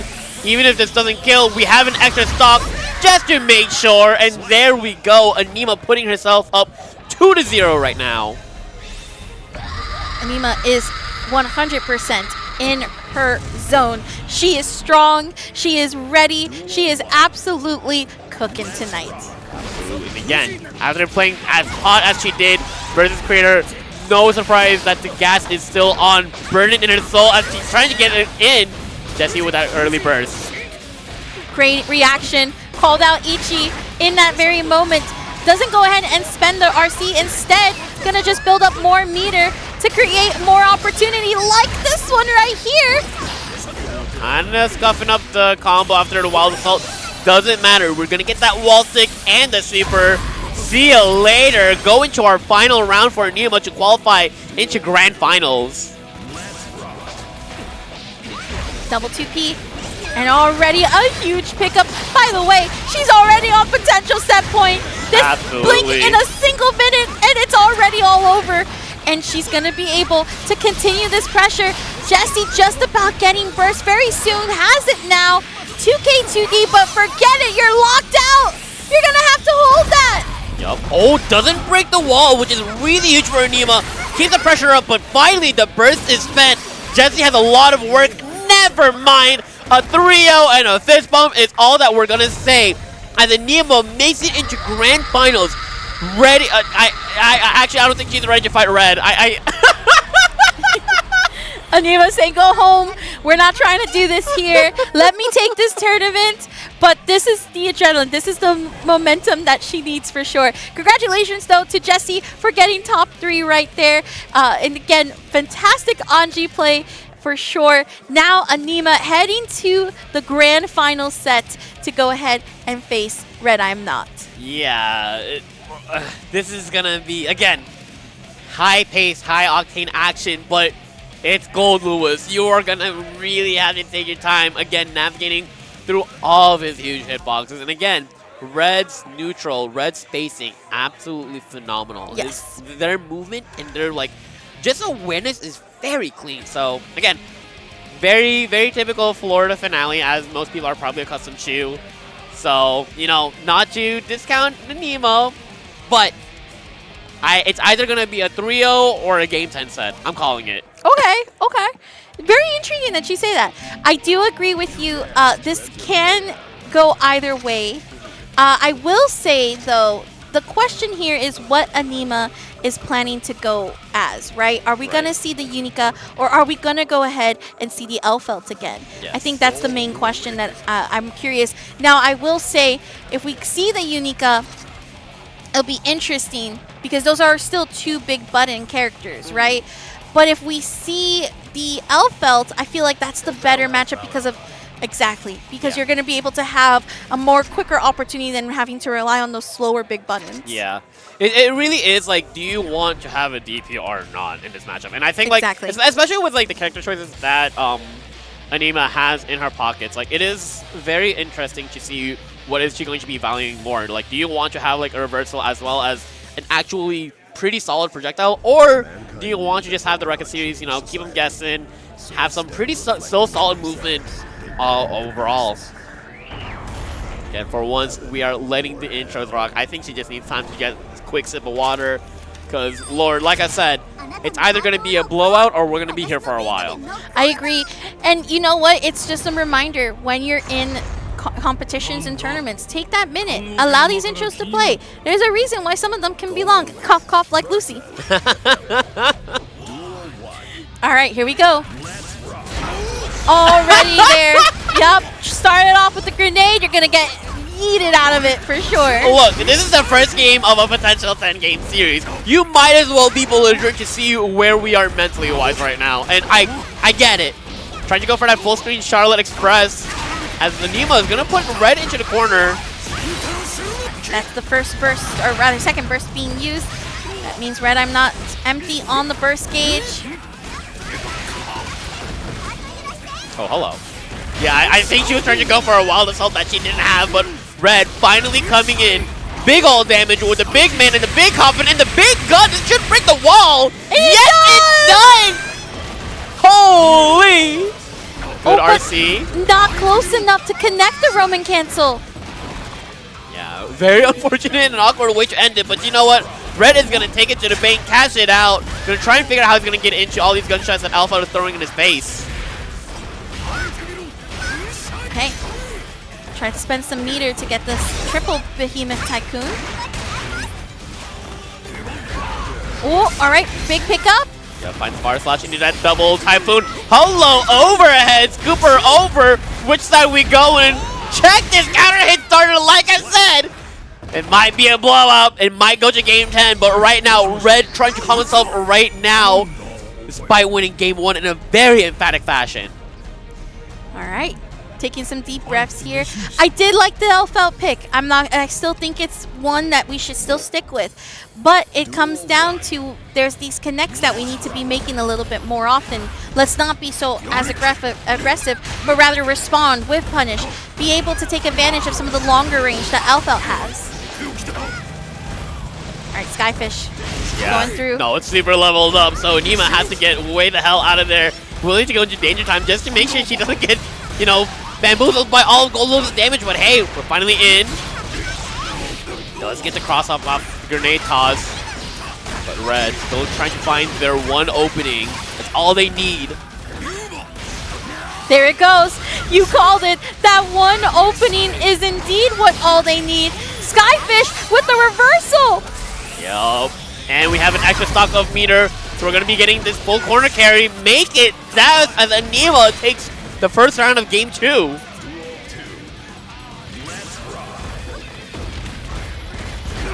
Ooh, what a range from the bar slash. Yeah, Anima, I'm really liking Anima using Far Slash to try and stuff out Goldluz's approach. It doesn't matter as the Red closely inching towards that corner. Never mind again. Which side are we going? Oh my god, talk about the quickest backdash blue RC and then very much a deep jump in. Okay, good 2P. Great challenge to stop the Behemoth Tycoon pressure. Yeah, lets the gun ring a little bit. Try and steal either that health bar or that tension gauge.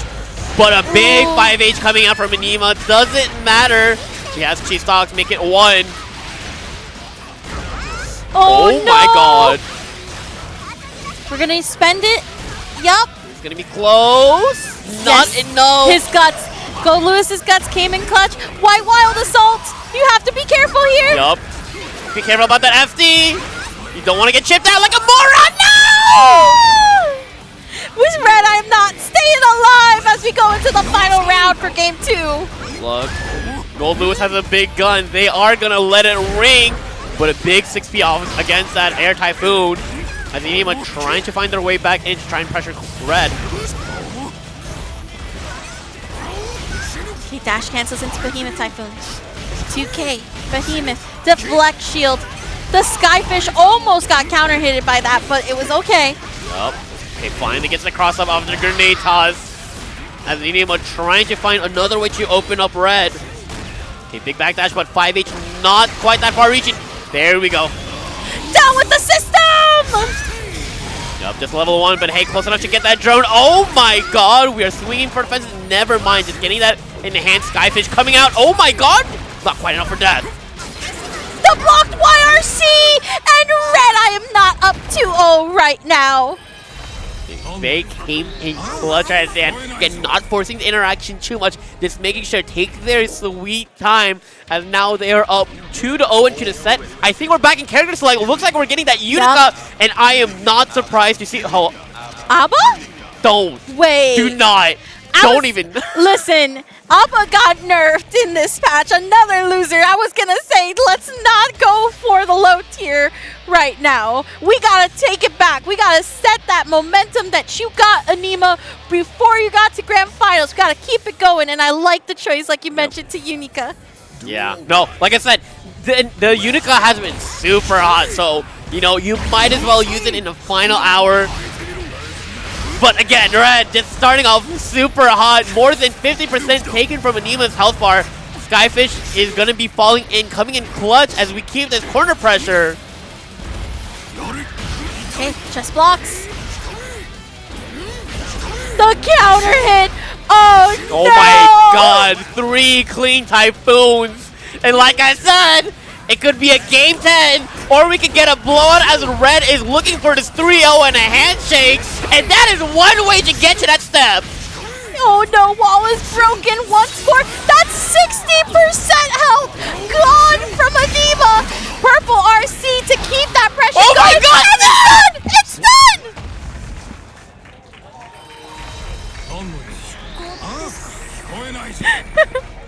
Ain't no way! Congratulations. Oh my gosh. Jumped out of your seat at how epic of the blowout it was from Red. I am not. Can we talk about that? They got the kill out of a counter hit trade. That's how it ended? Like that? You are joking me. Red is absolutely insane. Goldluz was nerfed? Nah, I'm just them. I'm just that godlike. Good stuff to Red.